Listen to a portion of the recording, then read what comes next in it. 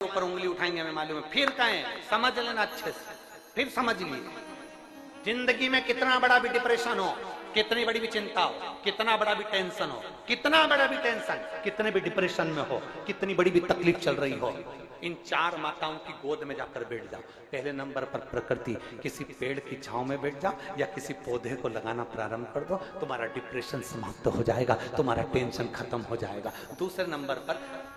Number पर पृथ्वी, किसी स्थान पर एकांत में पृथ्वी माता की गोद में जाकर थोड़ी देर लेट जाओ, तुम्हारा डिप्रेशन समाप्त हो जाएगा, तुम्हारी चिंता समाप्त हो जाएगी। तीसरे नंबर पर गौ माता, कितना भी डिप्रेशन हो, कितनी भी टेंशन हो, कितनी भी चिंता हो, किसी के गौ माता की सेवा में लग जाओ, गौशाला में चल जाओ, गौ माता को नहलाओ, उसकी सेवा करो, उसकी तगाड़ी उठाओ, उसका भोजन कराओ, उसके गोबर को उठाओ, गौ माता के उस गोबर को साफ कर दो, गौशाला को साफ कर दो, डिप्रेशन समाप्त हो जाएगा। और चौथे नंबर पर कितने भी डिप्रेशन हो, कितनी भी चिंता हो, कितना भी कर्जा हो, अपने घर की माँ की पास बैठकर, माँ की गोद में बैठकर, माँ के पास बैठकर अपनी माँ को अपने दुखड़े को सुना दो, माँ उस दुखड़े को समाप्त कर देगी, चाहे कुछ भी जोर से।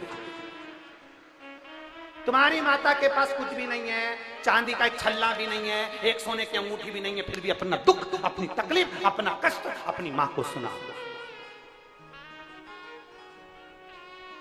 अपनी माँ से कहो ना।